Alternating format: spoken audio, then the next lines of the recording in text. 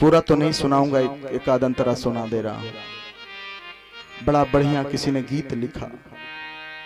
अगिया दहेज के ऐसन तेज हो गई, बेटी जन्मावन परहेज हो गई, बेटी जन्मावन परहेज हो गई। अगिया दहेज के ऐसन तेज हो गई, अगिया दहेज के ऐसन तेज हो गई, बेटी जन्मावन परहेज हो गई, बेटी जन्मावन परहेज हो गई। पाप भइल कंस से भी बढ़ के कसाई, पाप भइल कंस से भी बढ़ के कसाई, अपने जमन काके दिल बध कराई। पाप भइल कंस से भी बढ़ के कसाई, अपने जमन काके दिल बध कराई। सोच लीजिए वो परिस्थिति क्या होगी एक बाप के ऊपर, जो पिता कोर्ट में ही अपने बेटी को मार देता है। और कभी कभी तो महाराज ऐसी स्थिति आ जाती है कि जो पिता पुत्री की विदाई करने के लिए जाता है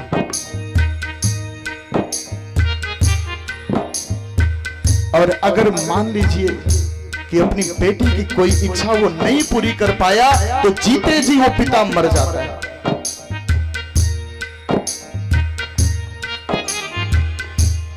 इसलिए आज कहीं ना कहीं लोग बेटियों से भागते जा रहे हैं। बेटा 5 हो जाए लेकिन बेटी, हे भगवान, एक तो बेटी ना हो। अच्छा गौर करिए, अगर बेटी ना हो तो आप क्या करेंगे? आपके बेटी की शादी कहां से होगी? बाबू थोड़ा सा ध्यान दो भैया, कहां से बहू लाएंगे? इसलिए शास्त्रों ने कहा कि अगर पुत्र है तो पुत्री भी सबसे बड़ा दान। क्या बताया गया शास्त्रों में? इसीलिए कहा गया कि कन्यादान सबसे बड़ा दान है।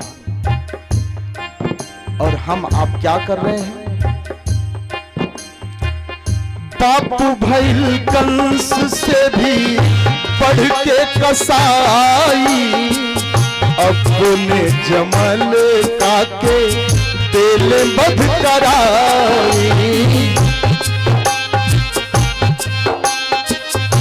बढ़ के कसाई, अपने जमल काके दिल बध कराई।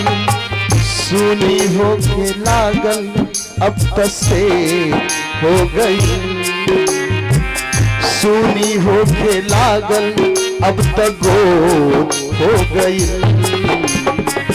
बेटी जन्मावन परहेज हो गई, बेटी जन्मावन परहेज हो गई,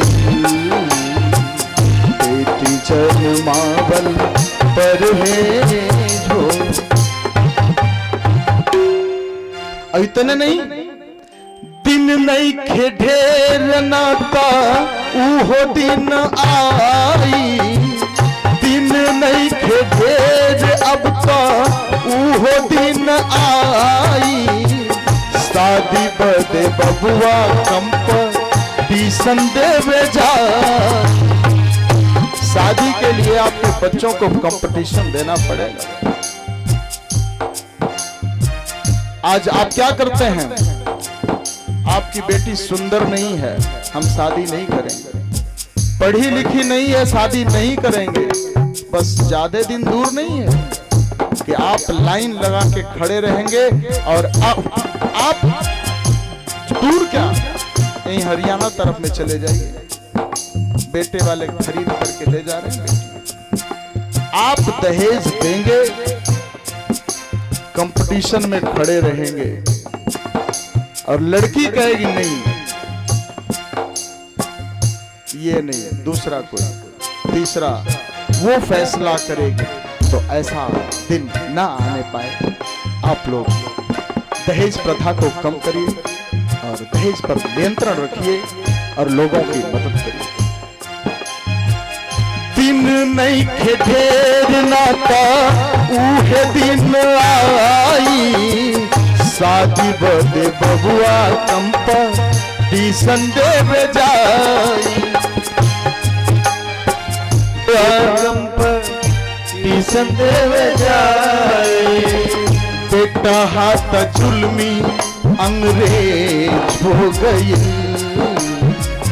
बेटा हाथ जुल्मी अंग्रेज हो गई। बेटी जन्मावल परहेज हो गई, बेटी जन्मावल परहेज हो गई, बेटी जन्मावल परहेज हो गई। अगिया दहेज के ऐसा तेज हो गई, अगिया दहेज के ऐसा तेज हो गई। बेटी जन्मावल परहेज हो गई, बेटी जन्मावल परहेज हो गई, बेटी जन्मावल परहेज हो गई। तो इसलिए मेरा निवेदन है आप लोगों से कि कुछ चीजों पर आप लोग समाज के अग्रणी हैं, बुद्धिजीवी हैं, तो आप जैसा करेंगे आपका छोटा भाई वैसा ही करेगा। तो कम से कम समाज को कुछ संदेश मिले। और इसी भाव के साथ बाबा खूब समझाए और बड़ा प्रसन्न हुए।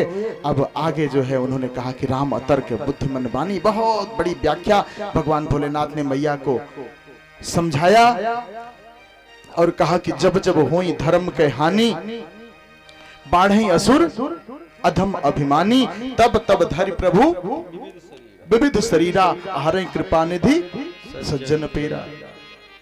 गीता में भी वही भगवान ने लिखा। इस प्रकार से जो है भक्त के लिए जो है भगवान का अवतार होता है। आइए छोटी सी कथा नारद मोह की सुन लेते हैं, क्योंकि राम जन्म के हेतु अनेका और परम विचित्र एक तेका। भगवान का जन्म क्यों हुआ, भैया पार्वती यही जानना चाह रही हैं कि भगवान का जन्म क्यों हुआ। तो बाबा ने बताया कि राम जन्म कर हेतु अनेका और परम विचित्र एक तेका। कितना कारण बताऊं पार्वती तुमको, भगवान के जन्म के अनेकों कारण हैं, लेकिन एक कारण मैं तुमको बता रहा हूं, इसके आगे फिर बताऊंगा। तो कहा कि एक बार तो जानते हो क्या हुआ भगवान। अच्छा देखो, जानते हो बिना भगवान की इच्छा के कुछ नहीं होता।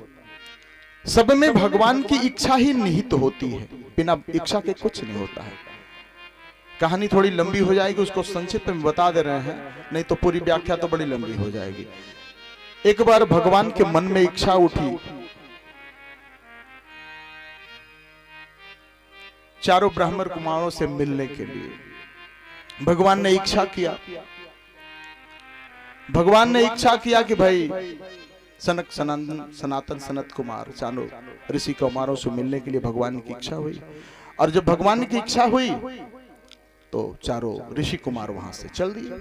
और भगवान ने इधर क्या किया, द्वारपाल हरि के प्रिय दो जय और विजय, नाम था उनका जय और विजय, दरवाजे पर खड़ा कर दिया। कहा देखो कोई आ जाए उसको प्रवेश मत लेने देना। और ऋषि कुमारों को कौन रोक सके, ऋषि कुमार आ गए। जय और विजय ने कहा कि नहीं, जाने की अनुमति नहीं है। और ज्यों ही